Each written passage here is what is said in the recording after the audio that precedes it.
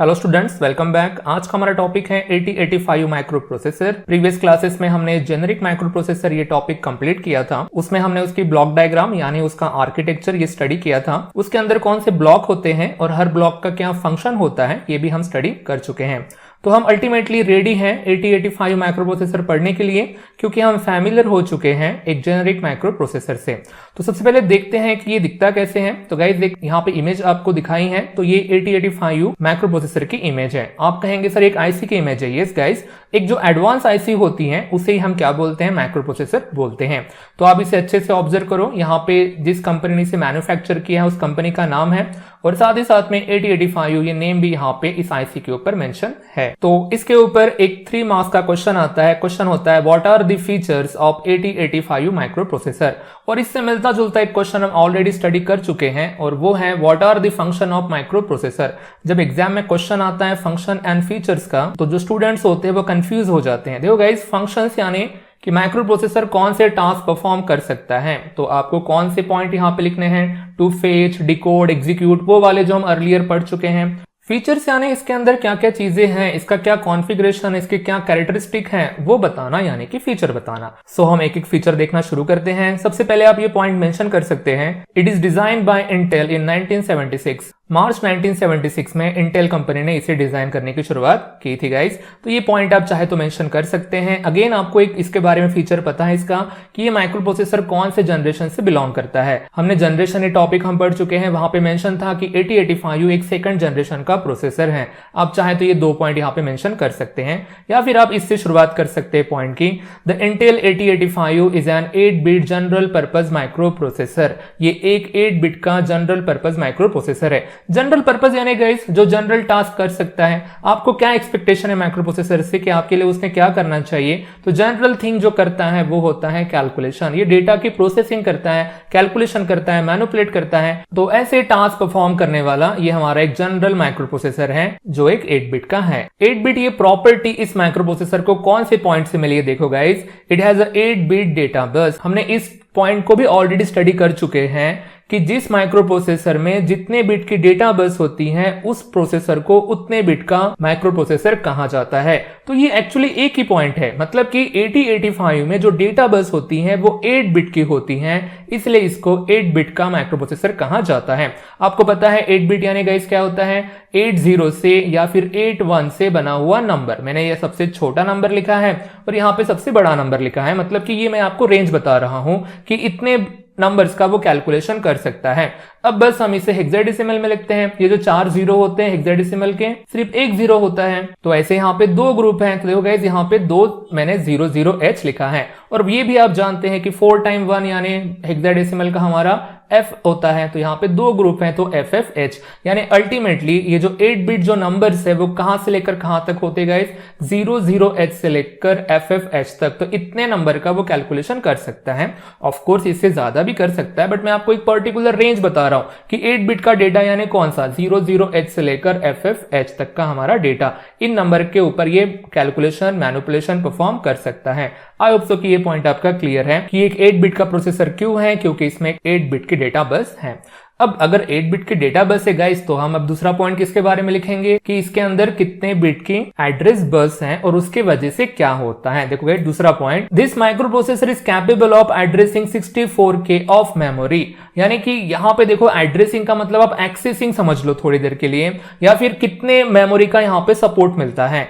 देखो ये जो माइक्रो प्रोसेसर है 64K की मेमोरी एड्रेस कर सकता है, यानी 64K लोकेशन को एक्सेस कर सकता है। ओके, तो इसको हम थोड़ा सा अच्छे से समझते हैं। अब देखो कि यहाँ पे 64K की मेमोरी ये क्यों एड्रेस कर सकता है, इस पॉइंट के वजह से, क्योंकि इट हैज 16-बिट एड्रेस बस। इस माइक्रो प्रोसेसर के अंदर 16-बिट की एड्रेस बस होती है, इसीलिए ये 64K मेमोरी एड्रेस कर सकता है, या इतने लोकेशन वो एक्सेस कर सकता है। अब 16-बिट यानी गाइस 16 जीरोस और 16 वन से बना हुआ नंबर। मैंने एक स्टार्टिंग का नंबर लिखा और मैंने लास्ट नंबर लिखा, यानी ऐसे 16 0 और 1 के कॉम्बिनेशन से बने हुए नंबर। अब ये मैंने बाइनरी में लिखे हैं, आप इसे हेक्साडेसिमल में कन्वर्ट कर दो, तो ये बन जाएगा 4 टाइम 0H और दूसरा नंबर बन जाएगा 4 टाइम FH, यानी कि कहां से लेकर कहां तक गाइस, 4 टाइम 0H से लेकर 4 टाइम F तक इतने मेमोरी लोकेशन को वो एक्सेस कर सकता है। अगर आप इसे काउंट करोगे तो आपको ये नंबर मिलेगा 65,536। तो आप बोलेंगे इसको 60 राउंड अप करके 65K होना चाहिए था, ये 64K कैसे हो गया? तो गाइस ऐसा थोड़ी होता है, इसको आपको किससे डिवाइड करके देखना है, 1024 से। आपको पता है ना 1024 बिट यानी 1 बाइट होती है, 1024 बाइट यानी 1 किलोबाइट होती है। ये सब कुछ बाइट में है, तो आप इसको बस डिवाइड करो और आपको आंसर मिलेगा 64K। तो इतने लोकेशन यानी अल्टीमेटली 65,536 लोकेशन का आपको सपोर्ट मिलता है 8085 माइक्रो प्रोसेसर में। इतने लोकेशन के वो एड्रेस याद रख सकता है, ऐसा हमारा ये पॉइंट है। तो हमारे यहाँ पे ऑलरेडी 3 पॉइंट्स हो चुके हैं, आपको एटलीस्ट 6 पॉइंट तो भी लिखने पड़ते हैं। हमारा नेक्स्ट पॉइंट है दिस डिवाइस हैज 40 पिन्स। देखो गाइज इसमें टोटल 40 पिन्स आती है। ये जो आपको मेटल की पिन दिख रही है यही पिन है। अगर आप इसे काउंट करोगे अच्छे से तो इस साइड में आपको 20 पिन्स मिलती है और उसके अपोजिट इधर साइड में आपको 20 पिन्स मिलती है। तो इसमें टोटल 40 पिन्स होती है। ये कनेक्शन के लिए तो होती है गाइज, बट हर पिन का एक पर्टिकुलर फंक्शन होता है। नेक्स्ट क्लास में हम उन्हीं पिन के बारे में, इसके डायग्राम के बारे में पढ़ने वाले हैं, तब आपके कंसेप्ट और क्लियर हो जाएंगे। बट इसमें कैसा पैकेज होता है, देखो ड्यूअल इन लाइन पैकेज, उसको शॉर्टकट में बोलते हैं DIP। ऐसे रेक्टेंगल शेप में बनी हुई IC और उसके दोनों साइड में ऐसी ये पिन होती है, इसलिए इसको बोलते हैं ड्यूअल इन लाइन पैकेज। तो इसमें कितने पिन होती है गाइज, 40 पिन्स होती हैं और हर पिन का एक पर्टिकुलर फंक्शन होता है। अगले क्लास में डिटेल में उसे पढ़ने ही वाले हैं, तो ये पॉइंट भी आपको मेंशन करना है। नेक्स्ट पॉइंट है it requires +5 volt single power supply. Again IC है, इलेक्ट्रॉनिक्स डिवाइस है, तो आपको DC करंट की जरूरत पड़ेगी। तो कितने वोल्टेज की आपको यहाँ पे जरूरत पड़ती है, +5 वोल्ट का आपको यहाँ पे पावर सप्लाई लगता है। नेक्स्ट पॉइंट है it can operate with 3 megahertz single phase clock, यानी अल्टीमेटली आप माइक्रो प्रोसेसर की स्पीड दी गई है कि ये 3 मेगाहर्ट्ज के ऊपर काम करता है। और आप जानते हो हर्ट्ज किसका यूनिट है गाइस, फ्रीक्वेंसी का। और फ्रीक्वेंसी का मतलब क्या होता है गाइस, यहाँ पे नंबर ऑफ साइकिल्स पर सेकंड। माइक्रो प्रोसेसर 1 सेकंड में कितने प्रोसेस एग्जीक्यूट कर सकता है उसके बारे में यहाँ पे बताया गया है। ये सेकंड जनरेशन के माइक्रो प्रोसेसर है, तो वहां पे मेगाहर्ट्ज था, आज का जमाना गाइस गीगाहर्ट्ज का है। आपका मोबाइल का प्रोसेसर देख लो, लैपटॉप का प्रोसेसर देख लो, एटलीस्ट वो 1 गीगाहर्ट्ज का तो होगा ही, उससे ज्यादा भी हो सकता है और होगा ही ऑफ कोर्स। तो ये एक माइक्रो प्रोसेसर की स्पीड बताने का तरीका है। अगेन ये क्लॉक लाइन के साथ जुड़ा होता है, नंबर ऑफ क्लॉक लाइंस कितनी जनरेट हुई है उस हिसाब से नंबर ऑफ इंस्ट्रक्शन प्रोसेस कितनी एग्जीक्यूट होंगी वो वहां पे डिपेंड करता है। आपको अगर और डिटेल जानना है तो आप इसके बारे में सर्च कर सकते हैं। और फिलहाल अगर आपने बस इतना ही पॉइंट लिखा, it can operate with the 3 megahertz single phase clock नहीं लिखा, तो भी आपको इस पॉइंट के ऊपर पूरे मार्क्स मिल जाएंगे।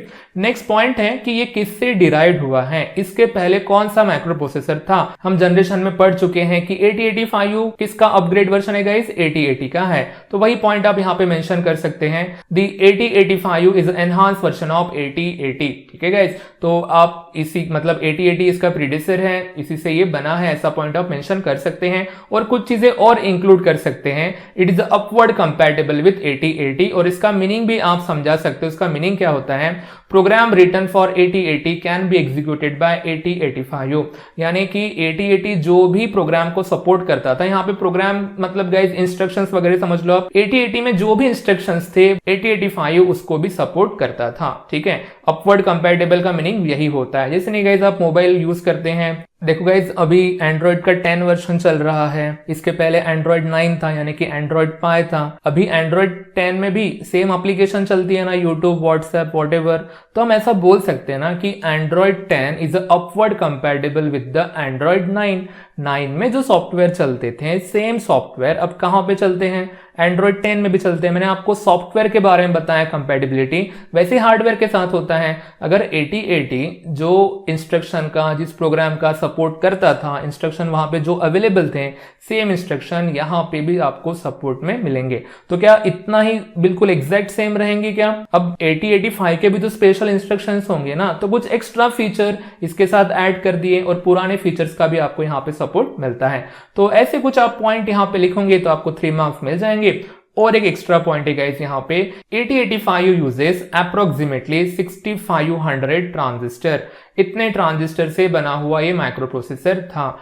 ट्रांजिस्टर यहाँ पे वर्ड आया है गाइस, क्यों आया गाइस आपको पता है, ट्रांजिस्टर से लॉजिक गेट बनते हैं, लॉजिक गेट से ही देन सर्किट बनती हैं, और इसके अंदर होता ही क्या है, एक आईसी का मतलब होता ही क्या है, इंटीग्रेटेड सर्किट होती हैं। और अगेन ट्रांजिस्टर किससे बनते हैं, सेमीकंडक्टर से बनते हैं। हमने फर्स्ट क्लास में हमने इसके बारे में ऑलरेडी स्टडी कर चुके थे। तो ऐसे कुछ पॉइंट हैं, जितने हो सके उतने आप पॉइंट लिखो और आप ऑब्जर्व कर सकते हैं यहाँ पे हर पॉइंट में किसी ना किसी नंबर के बारे में बोला गया है। 8 बिट की डेटा बस, 16 बिट की एड्रेस बस, 64K का इसका addressing power, 40 pin, 5 volt, 3 megahertz और 8080 का ये हमारा क्या है, एडवांस वर्जन है और 6500 ट्रांजिस्टर से बनी हुई चीज है। तो ऐसे आप बराबर नंबर याद रखो, आपको पॉइंट भी याद रहेंगे। ठीक है गाइज, तो आज के क्लास के लिए इतना ही गाइज, मिलते हैं नेक्स्ट क्लास में नए टॉपिक के साथ। तब तक के लिए goodbye, thank you guys.